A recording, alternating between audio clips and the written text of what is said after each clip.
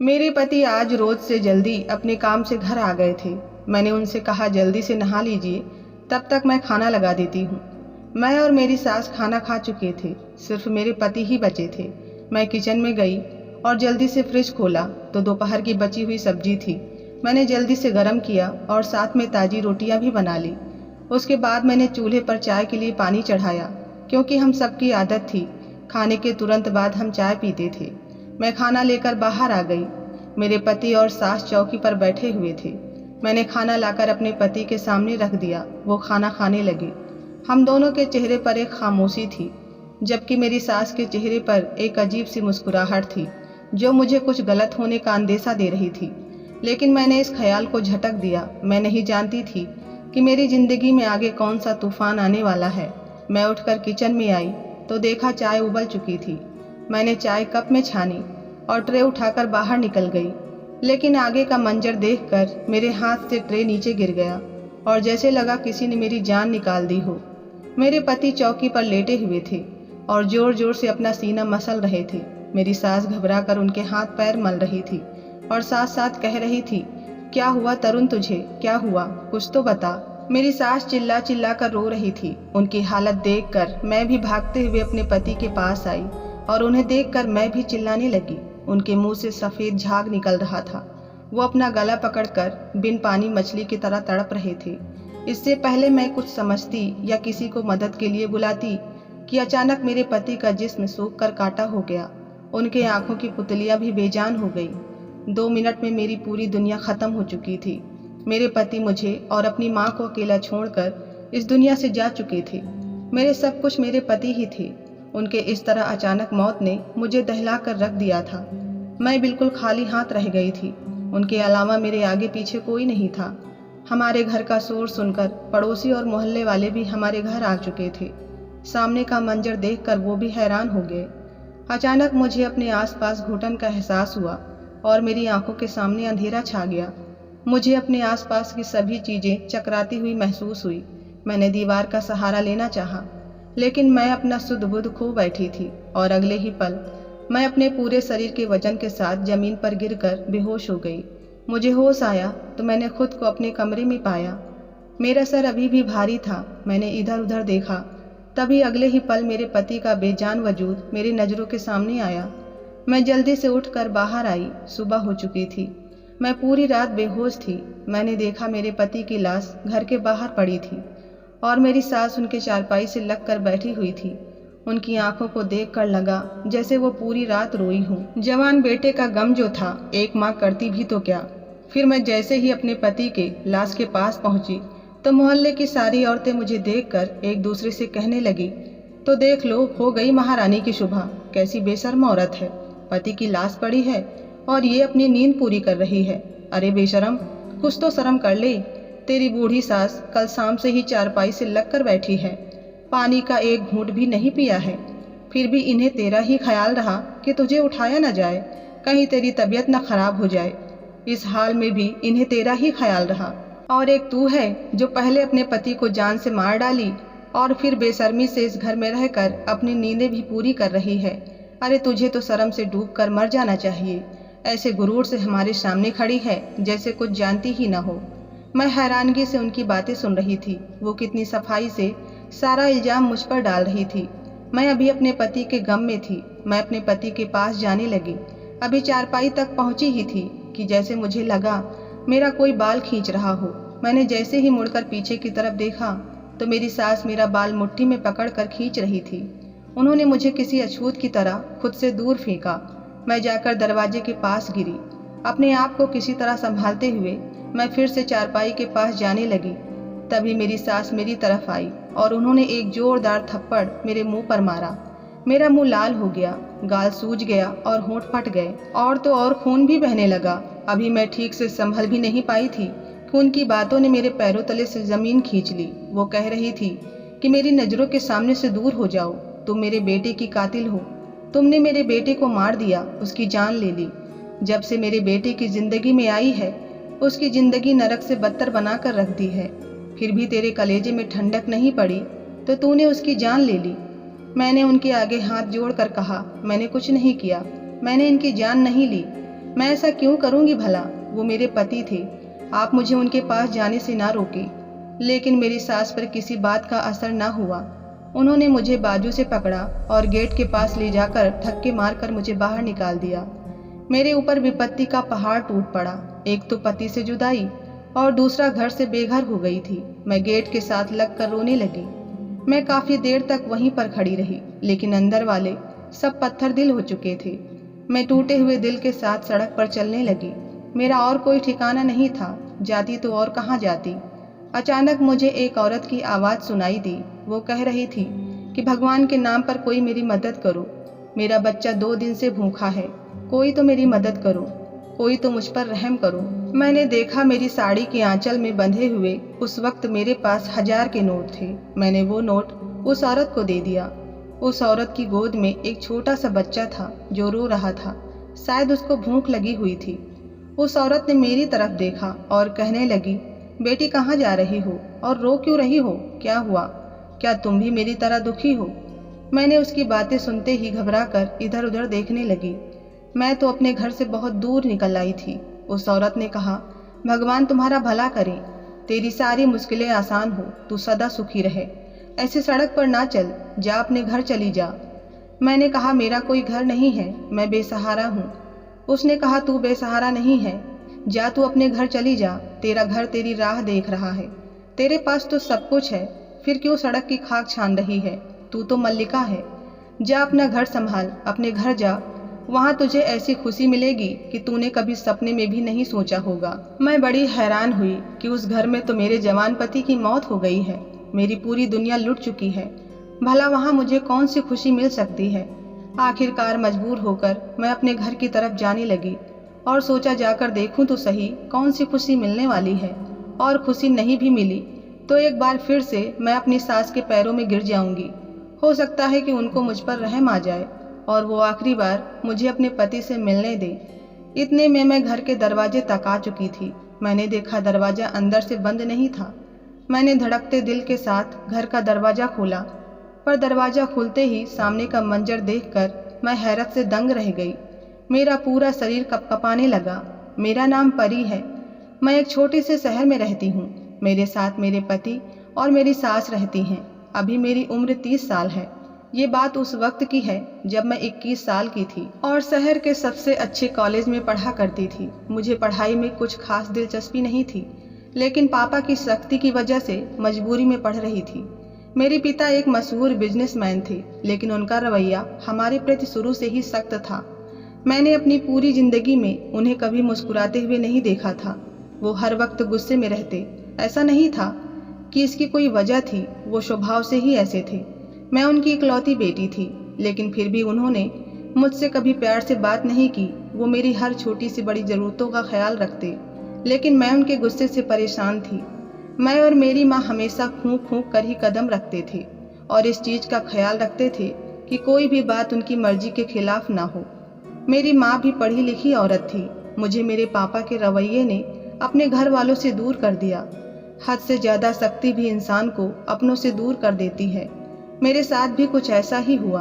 उस दिन जब मैं कॉलेज से घर आई तो मेरे पापा के बिजनेस पार्टनर अपनी फैमिली के साथ हमारे ड्राइंग रूम में बैठे हुए थे। मेरे पापा के बिजनेस पार्टनर अक्सर हमारे घर आ जाया करते थे। मैंने खाना खाया और सो गई। शाम को सोकर उठी तो माँ ने बताया कि तुम्हारे पापा ने तुम्हारी शादी अपने बिजनेस पार्टनर के बेटे प्रिंस से तय कर दी है और अगले कुछ दिनों में ही तुम्हारी सगाई होने वाली है और उसके बाद शादी। उनकी बातें सुनकर मुझे ऐसा लगा कि किसी ने मेरे तन बदन में आग लगा दी हो।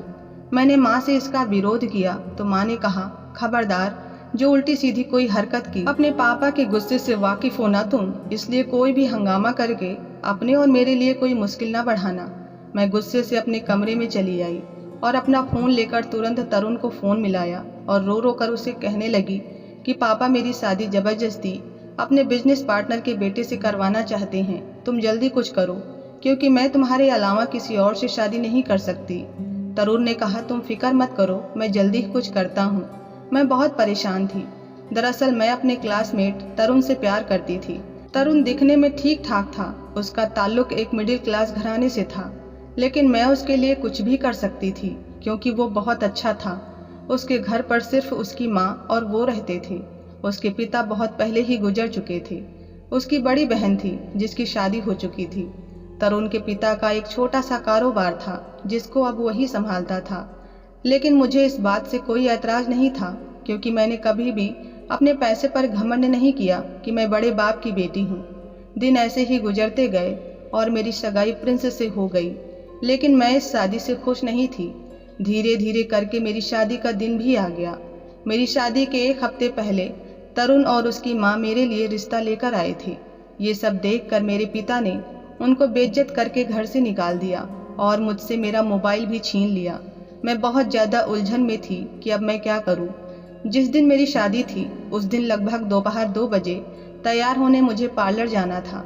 माँ ने मेरी सहेली को मेरे साथ भेजते हुए कहा, टाइम से घर आ जाना। मैंने सहमति में अपना सिर हिला दिया और दोनों सहेलियां गाड़ी में बैठकर पार्लर जाने के लिए निकल गई। मैंने जल्दी से अपनी सहेली के हाथ से मोबाइल लिया और तरुण के पास फ़ोन मिला दिया। तरुण ने पहले बहुत नाराज़गी जताई कि तुम्हारे पापा ने हमारे साथ अच्छा नहीं किया, उन्हें मेरी माँ की बेइज्जती नहीं करनी चाहिए थी, लेकिन फिर भी मैं तुम्हारी खातिर सब कुछ भुला देता हूँ। तो मुझे बताओ कि अब मुझे करना क्या है। मैंने कहा, बस एक ही रास्ता है कि हम दोनों भागकर कोर्ट मैरिज कर ले। मैं पार्लर में हूँ, तुम आओ और मुझे जल्दी लेकर जाओ, हम आज ही कोर्ट मैरिज कर लेते हैं। तरुण ने कहा, क्या ये सब ठीक होगा? मैंने कहा, सब कुछ ठीक ही होगा, मैं उनकी इकलौती बेटी हूँ। धीरे धीरे करके वो सब कुछ भुलाकर मुझे अपना लेंगे।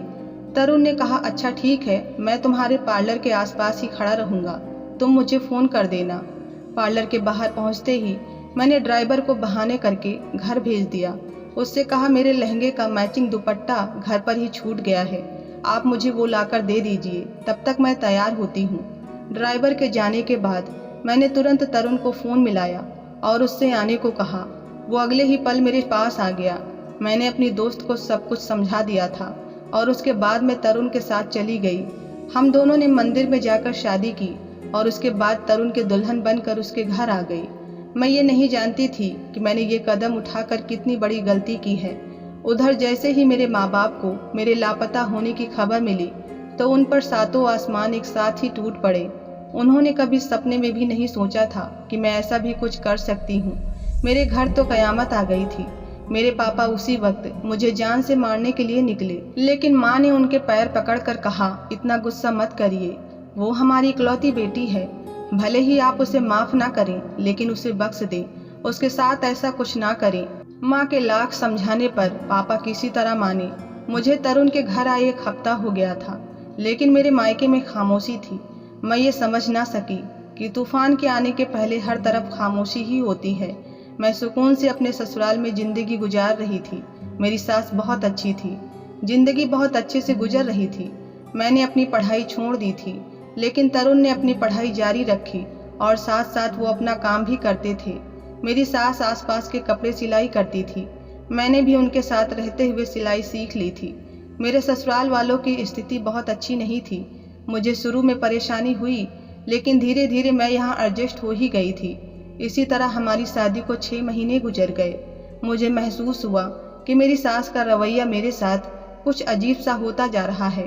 वो बार बार मुझे कहती थी कि अब तुम्हें अपने माँ बाप से मिलने चले जाना चाहिए, क्योंकि तुम उनकी इकलौती बेटी हो, वो तुम्हें याद करते होंगे और अब तक तो उन लोगों ने तुम्हें माफ़ भी कर दिया होगा। लेकिन मेरे अंदर इतनी हिम्मत नहीं थी कि मैं अपने बाप के गुस्से का सामना कर पाती। उनकी बातों पर मैं हर बार कोई न कोई बहाना करके टाल देती। खैर, दिन गुजरते जा रहे थे। तरुण का रवैया भी मेरे प्रति कुछ अजीब सा होता जा रहा था। मैं उनके बर्ताव के बारे में पूछना चाहती थी, फिर सोचा कि हो सकता है काम का प्रेशर ज़्यादा हो, इसीलिए परेशान हूँ। उस दिन भी हर रोज़ की तरह तरुण नाश्ता करके अपने काम पर चले गए थे। पीछे से मैंने अपने सारे काम निपटाए और सुकून से बैठ गई, क्योंकि अब मेरे पति को रात को ही घर आना था। कुछ देर बाद मैंने दोपहर का खाना बनाया और फिर मैंने और मेरी सास ने खाना खाया। खाना खाने के बाद मैं अपने कमरे में जाकर आराम करने लगी। तभी मेरे कानों में मेरे पति की मोटरसाइकिल की आवाज़ आई। मुझे बड़ी हैरत हुई कि वो आज इतनी जल्दी कैसे आ गए।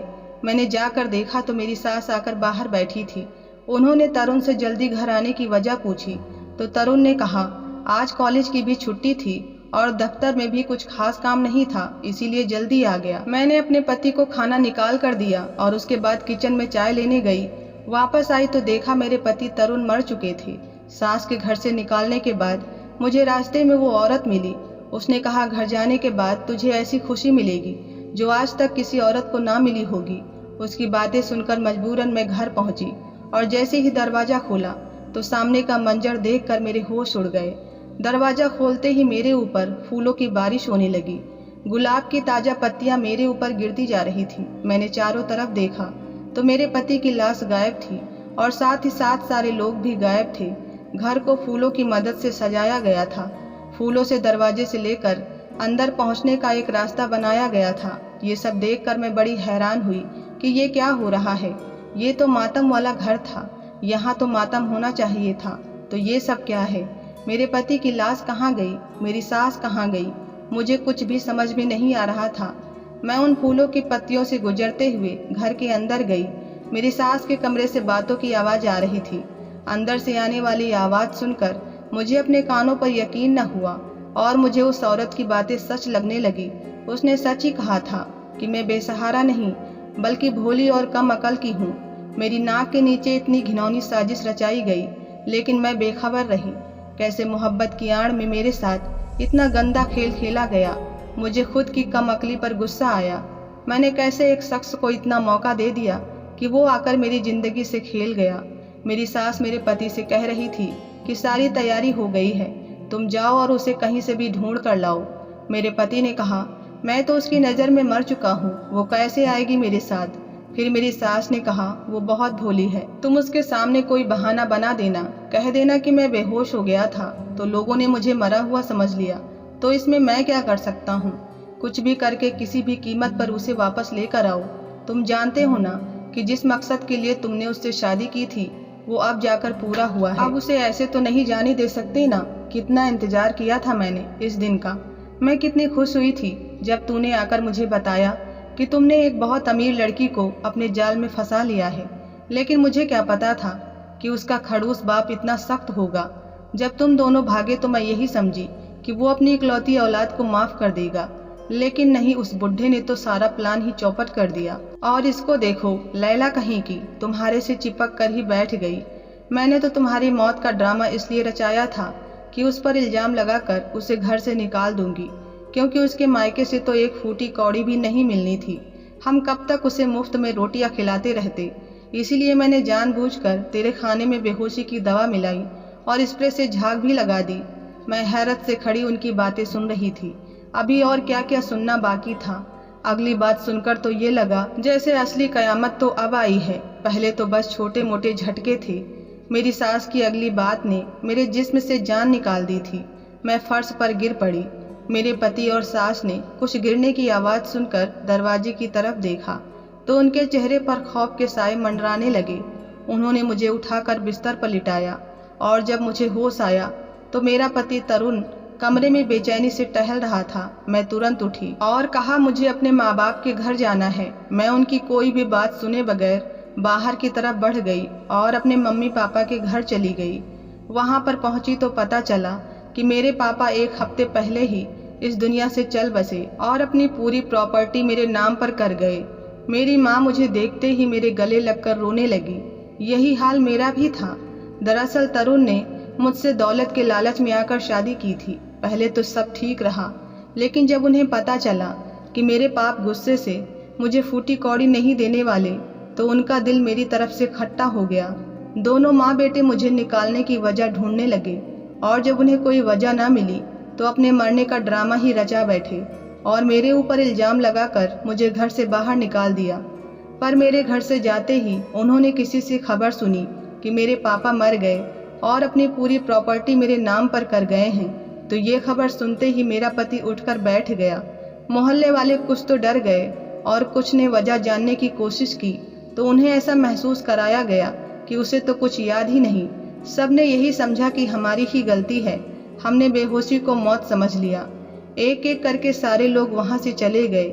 मेरी सास और मेरे पति प्रॉपर्टी के लालच में अब मुझे वापस लाना चाहते थे ताकि मेरी पूरी प्रॉपर्टी अपने नाम करवा सके और इसीलिए उन्होंने मुझे खुश करने के लिए मेरे स्वागत का पूरा इंतजाम किया, लेकिन मैंने भी फैसला कर लिया था कि मैं उन्हें कभी माफ़ नहीं करूँगी। शाम होते ही मेरे पति और मेरी सास मेरे घर आए और मुझसे माफ़ी मांगने लगी, लेकिन मुझ पर उनके किसी भी बात का कोई असर नहीं हुआ। वो मायूस होकर लौट गए। कुछ दिन बाद मुझे पता चला कि मेरी सास को उनके किए की सज़ा मिल गई और उनके पूरे शरीर में फालिस मार दिया। तरुण की भी हालत बहुत ख़राब थी। उसकी हालत देखकर मेरा दिल खून के आंसू रोता था। चाहे उसने मेरे साथ जो भी किया, लेकिन वो मेरी मोहब्बत था, इसलिए ना चाहते हुए भी मैंने उसे माफ़ कर दिया। मेरी सास और मेरे पति दोनों बहुत बदल गए हैं। उनकी ज़िंदगी से दौलत की हवस ख़त्म हो चुकी है। 2 साल बाद भगवान ने मुझे एक खूबसूरत बेटा दिया और मैं हंसी खुशी अपनी ज़िंदगी जी रही हूँ। दौलत की लालच इंसान को अंधा कर देती है। वो संभल तो जाता है, मगर ठोकर लगने के बाद। तो आप सबको कहानी कैसी लगी कमेंट में ज़रूर बताएं। पसंद आए तो लाइक सब्सक्राइब करना ना भूलें। मिलते हैं नई कहानी के साथ, तब तक के लिए